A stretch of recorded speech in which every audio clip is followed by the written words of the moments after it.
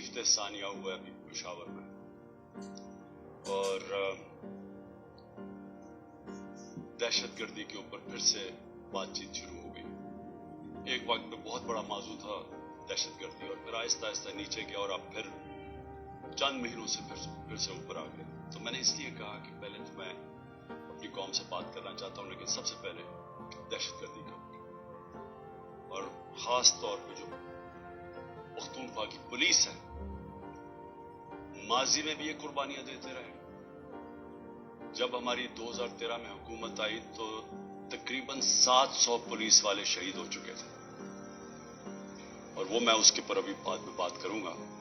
और फिर इनकी कुर्बानी देख के तो मैंने सोचा कि आज मैं इस मौजू के ऊपर बात करूं, क्योंकि मुझे अफसोस से कहना पड़ता है कि इतना बड़ा सानिया हुआ है और इसको पॉलिटिकली एक्सप्लॉइट किया जा रहा है, वो जो मैं अभी आपको बाद में बताऊंगा।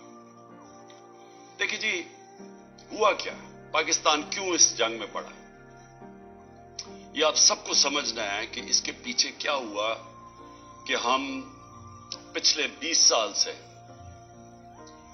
एक अजाब में पड़े हुए हैं, और बीच में पीरियड आया कि जिसमें दहशतगर्दी बिल्कुल नीचे आ गई। लेकिन ये हुआ क्या था, मैं जरा अपनी कौम की माइंड जग जिनको समझ है उनको पता तो चले कि हम यहां पहुंचे कैसे हैं। देखिए, हमने अफगान जहाद लड़ी, सारी जो अफगान जहाद थी वो पाकिस्तान के कबायली इलाके से लड़ी गई थी, जो पुराना कबायली इलाका था। मैंने 1993, आज से 30 साल पहले, एक किताब लिखी थी पाकिस्तान के कबायली इलाके के ऊपर, और वो मैं सारे कबायली इलाका वजीरिस्तान से लेके सारी एजेंसी से होके मैं बजौर तक मैं ट्रैवल किया, मैंने उसकी तारीख पढ़ी, और लिहाजा मैंने फिर वो किताब लिखी। लेकिन जब मैं वहां कबायली इलाके में फिर रहा था तो तकरीबन जितने भी मैं हुजरे जाता था, ज्यादातर उन हुजरों में तस्वीर लगी होती थी एक नौजवान की, और हार उसके गले में डाला होता था। तो जब पूछते थे तो वो बड़े फख्र से कहते थे कि इसने शहादत ली है सोवियत यूनियन उनकी जो फौजों के खिलाफ लड़ते हुए अफगानिस्तान में। तो यहां से मुजाहिदीन भी जाते थे, जो बाहर से हमने अलकायदा जैसे ग्रुप्स को बुलाया था, लेकिन यहां के लोगों ने बड़ी उसमें शिरकत की, कबायली इलाके के लोगों ने। तो जब 2001 के बाद जनरल मुशर्रफ ने फैसला किया कि हम अमेरिका की जंग में शामिल होंगे, मैं ये बार बार कहता हूं कि अब प्रोपेगेंडा से किसी की जंग को अपनी जंग बनाया गया। मैं तब से कहता गया हूं कि ये हमारी जंग नहीं थी, और उसकी दो वजूहात थी। एक, हमने पहले कहा कि अफगानिस्तान में जो भी फॉरेन ऑक्यूपेशन होगी, उसको सोवियत यूनियन थी, उनके खिलाफ लड़ना जहाद है। कौम ने भी कबूल किया, हमने शिरकत भी की, और मुझे अफसोस से कहना पड़ता है हमें पैसे भी, डॉलर्स भी आए उससे।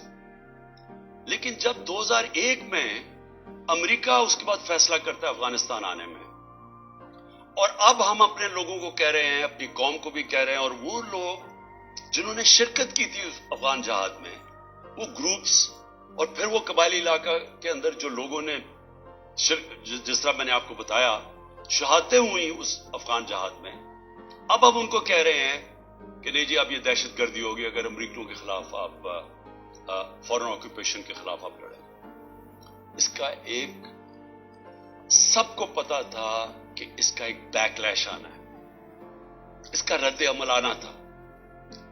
और जब जब मेरी आप स्टेटमेंट्स, मैं 2003 में नेशनल असेंबली में वो भी बोला, जब पाकिस्तान ने फैसला किया, जनरल मुशर्रफ ने अपनी पहली दफा 1948 के बाद, जब कायदे आजम ने हुक्म किया था कि पाकिस्तान की फौज कबायली इलाके से वापस ले आओ, ये पहली दफा जब मुशर्रफ ने फौज भेजी वहां 2003 में, तो मैंने असेंबली में तकरीर की और कहा कि अगर आप तारीख पढ़ लें कबायली इलाके की, अब कभी यह हिमाकत ना करते, क्योंकि हमारी वो फोर्स थी वहां, हमें कोई फौज भी नहीं रखने की जरूरत थी।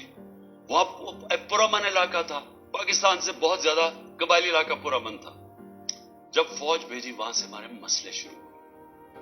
वो लोग, उनमें से जिन लोगों ने शिरकत की थी, जो समझते थे कि ये अमेरिका ने बड़ा गलत किया है अफगानिस्तान में आके, वो लोग ادھر بہت بڑی ایک غصہ آیا.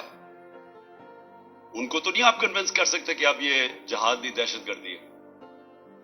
2002 کا الیکشن ہوتا ہے اور اگر کسی کو شک تھا کہ یہ سارا جو پشتون علاقہ ہے یہ بڑا ناراض تھا کہ امریکہ جب افغانستان گیا تو سارے 2002 کے اندر پشتون علاقے نے ایم ایم اے کو ووٹ دی, کیونکہ ایم ایم اے واحد پارٹی تھی جو کہہ رہی تھی کہ بہت برا ہوا. دوسرا خیر میں تھا, میری تو پارٹی چھوٹی سی تھی. ہم کہتے رہے اور یہ ایم ایم اے بھی کہتے رہے کہ یہ بڑا غلط کیا امریکہ نے, کیونکہ افغانستان کے لوگوں کو کلیکٹو پنشمنٹ دینے کی کیا ضرورت تھی.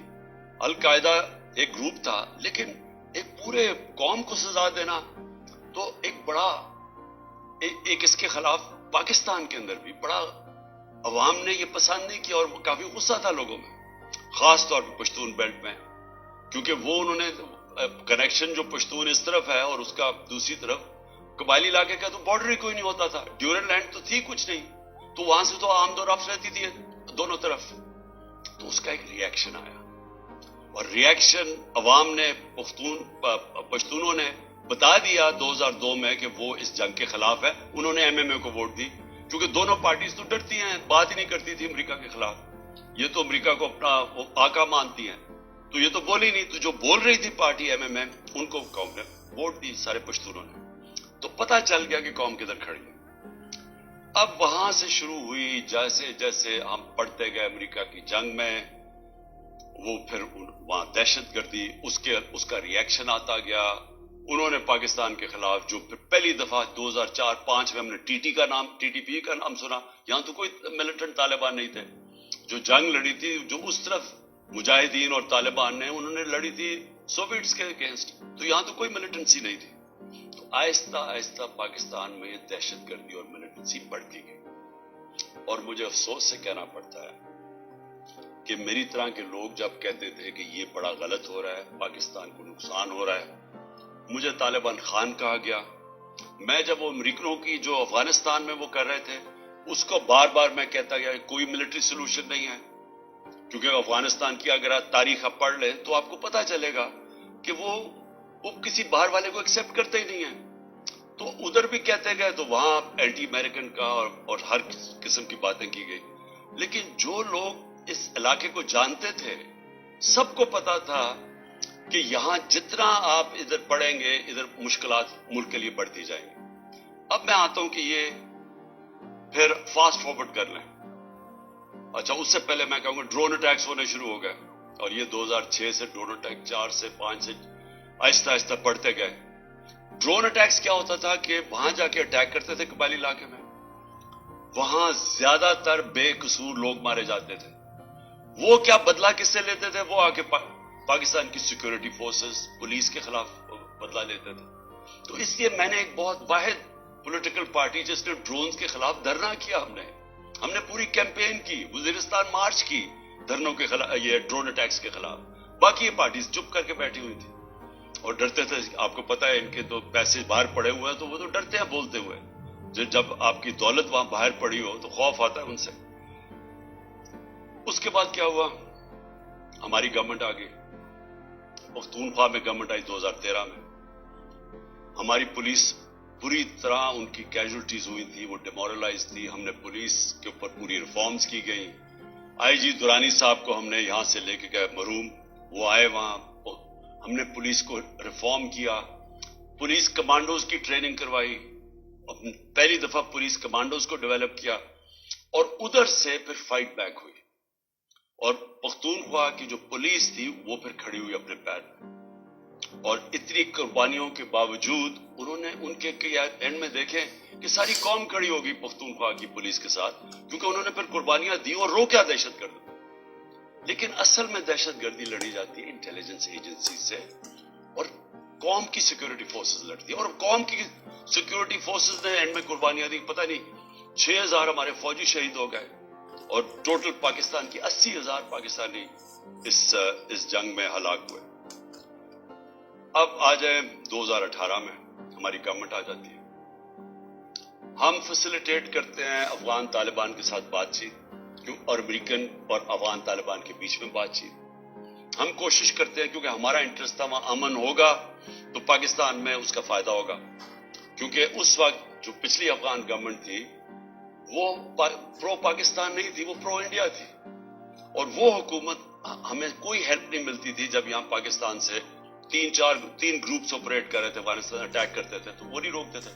تو ہم نے پوری کوشش کی پہلے بات چیت کروائیں تاکہ امن ہو افغانستان میں، پھر ہم نے کوشش کی افغان گورنمنٹ کو اور طالبان کو اکٹھا بٹھانے کی، وہ ہم فیل ہو گئے، انہوں نے نہیں مانا، لیکن ہم نے کوشش کی.